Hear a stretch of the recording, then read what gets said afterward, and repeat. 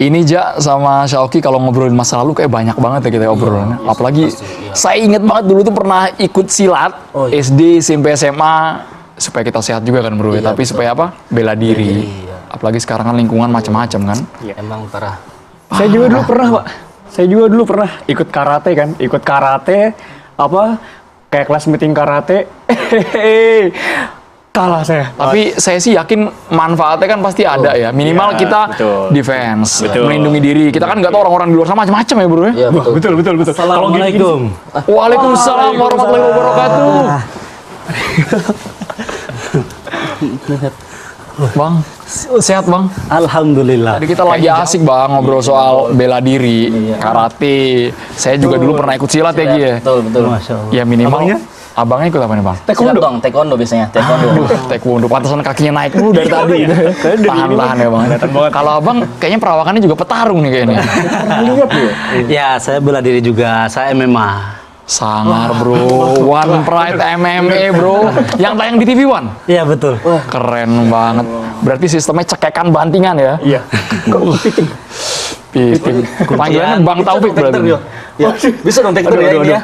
Aduh. Jangan dong bro, jangan dong bro, jangan dong bro. Main. Main Dia mau lihat ini seru nih. Beda kelas nih kayaknya, beda kelas nih kayaknya. Beda kelas. Assalamualaikum. Apa kabar? Alhamdulillah Ustaz. Tadi saya dengar cerita ayam apa?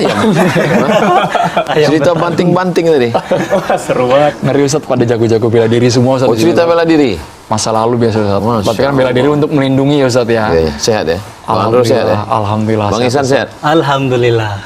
Senang jumpa Bang Ihsan. Terima kasih banyak Ustaz. Senang juga. Nih anak-anak muda nih. Masya Allah. Itu dia Ustadz. Kalau ngobrolin soal silat, bela diri, kayaknya itu dulu Ustadz. Kalau sekarang kayaknya kalau saya pribadi Ustadz udah bekerja nih, fokusnya ekonomi, mencukupi kebutuhan rumah tangga. Jujur nih Ustadz, buntu 3. Ya. Tapi kan juga kita punya tanggung jawab pengen membahagiakan orang tua. Nggak selesai dengan bela diri tadi. Nggak selesai Ustadz. Sekarang urusannya udah kantong mulu, dompet Ustadz. Berubah jadi bela keluarga. Jujur Ustadz. Iya. Gimana Ustadz? Jadi apa masalahnya? Masalahnya kan sekarang dijuluki sandwich generation Ustadz. Sandwich generation. Sandwich itu untuk buka puasa. Pengennya Ustadz ya, tapi masih panjang, masih lama nih Ustadz ya. Jadi lapar kan ya, astagfirullah. Gimana Ustadz ya? Sosok sandwich generation nih masih jadi perdebatan. Ini apakah kita dapat kucuran pahala, apa yang saya khawatir jadi beban Ustadz?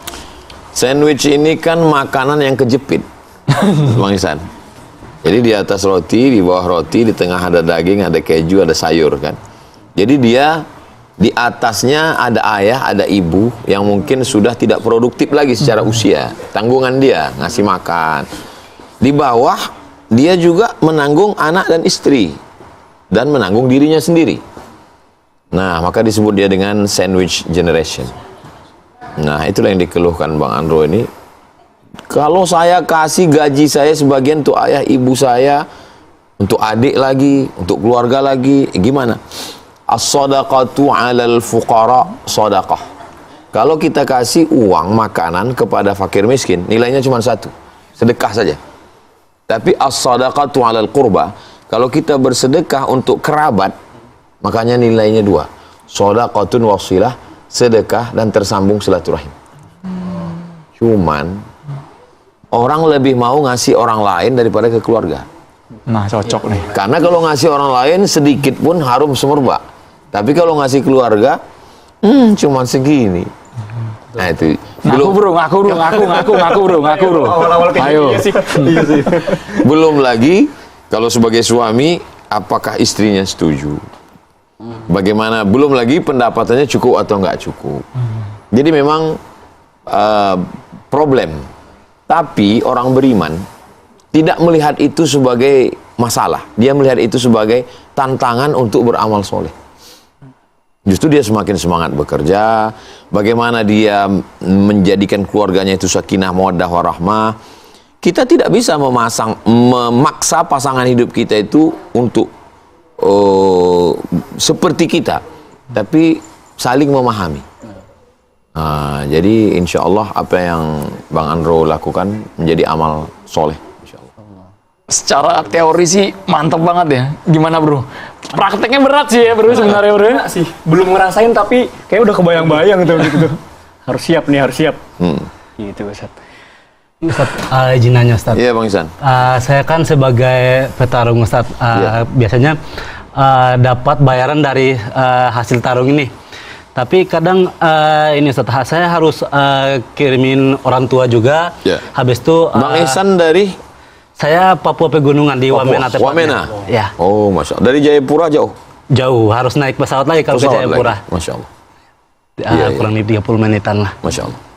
Jadi Ustaz, saya harus kirimin ke orang tua, habis itu adik-adik juga pada sekolah. Oh, untuk adik-adik. Kebetulan juga bapak sama mama udah pisah. Iya. Jadi adik-adik sama mama sama saya gitu Ustaz. Iya. Lain sisi juga saya perlu uang itu juga untuk uang makan sehari-hari ataupun uang jajan ataupun kebutuhan untuk latihan gitu Ustaz. Iya. Nah, terus uang yang saya dapatin itu umpamanya kurang gitu Ustaz, nggak mencukupin untuk dibagi semua itu. Iya. Semua itu paling cukup untuk adik-adik aja gitu karena kebutuhan adik-adik. Apa itu apa saya berdosa gitu Ustaz untuk kalau tidak mengirimkan orang tua di kampung gitu Ustaz? Ada orang-orang yang wajib kita nafkahi. Istri, anak, orang tua.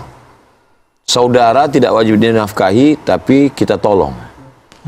Jadi ketika Bang Ihsan punya duit, tentu Bang Ihsan menyusun skala prioritas. Prioritas yang pertama, yang paling dekat, tentu saja adalah istri dan anak. Kemudian orang tua, apalagi ibu, ayah. Kita ini kan ketemu dengan istri ini setelah selesai kuliah, setelah bekerja, setelah mapan, 25, 26, 30. Artinya setelah kita dewasa, tapi yang mengandung 9 bulan 10 hari, membesarkan dengan tetes 10 keringat air mata, mengeluarkan kita dari alam rahim ke alam dunia ini dengan taruhan nyawa, mereka. Jadi mestinya pasangan hidup kita, istri kita juga mengerti. Dan kita juga mengerti bahwa kita punya mertua, bahwa dialah orang yang mau memberikan anak gadisnya kepada kita. Nah, jadi sebetulnya dua orang laki-laki perempuan yang menikah itu bukan hanya menyatukan dua manusia, tapi dua keluarga besar yang sama-sama ingin mencari ridha Allah SWT. Jadi kalau Bang Ihsan sudah susun skala prioritasnya, kemudian yang ini kebutuhannya segini, yang ini adil bukan berarti mesti sama. Nah, makanya bunyi ayatnya wa'ashiruhunna bil ma'ruf. Pergaulilah mereka dengan ma'ruf. Ma'ruf itu diambil dari kata urf. Urf artinya tradisi di daerah itu layaknya berapa. Tentu tidak sama antara kebutuhan anak istri di Riau dengan di Wamena. Di tempat Bang Ihsan mungkin keperluannya sekian juta kalau menurut rupiah. Itu maka bunyinya urf artinya yang terkait dengan daerah sekitar. Nah, jadi setelah Bang Ihsan hitung, ini untuk adik, ini untuk ayah, ini untuk ibu, ini untuk adik, ini untuk keluarga, untuk keperluan Bang Ihsan juga, karena Bang Ihsan bekerja sebagai pemasukan. Sebetulnya itu hanya wasilah saja. Rezeki ini datang dari Allah. Rezeki ibu itu dari Allah, tapi melalui Bang Ihsan. Nah, itu yang mesti dipahami orang. Sehingga ketika orang memberi, saya udah nolong kamu, saya sudah nolong kamu, urusan tauhidnya. Allah sudah jamin rezeki dia melalui saya. Nah, itu. Jadi kalau begitu keyakinannya, yang menerima tidak merasa rendah, dan yang memberi juga nggak merasa tinggi. Meyakinkan itu ya Ustaz ya, yang sebagai manusia Ustaz, kan kita masih berpikir hitung-hitungan ya Bang Ihsan ya. Ini kayaknya kalau hitung-hitung nggak cukup nih kayaknya. Betul sekali. Kata Bang Ihsan, yang bertarung kan saya, yang berusaha berkeringat berdarah kan saya. Ketika uang, mungkin Bang Ihsan nggak ngomong, tapi lintasan hati dan pikiran. Tapi sebenarnya kalau tauhidnya, ini memang rezeki ayah saya, ini rezeki ibu saya, ini rezeki saudara saya melalui saya. Nah, maka ketika itu sebenarnya kita sedang diuji. Banyak orang yang sabar ketika diuji dengan sakit, diuji dengan susah. Tapi ketika diuji dengan uang, menguji emas dengan api. Kalau kita dapat bongkahan, kita bakar. Setelah itu dia kuning, berarti emas. Tapi kalau menguji orang dengan uang, di saat punya uang, di saat beruang, jadi beruang dia. Di saat beruang itulah keluar sifat aslinya. pengennya dikip terus Ustaz duitnya, jangan kemana-mana nih uang gitu ya. Iya. Bisa keluarnya sedikit mungkin. Nabung sebaik banyaknya ya Bang ya. Insya Allah.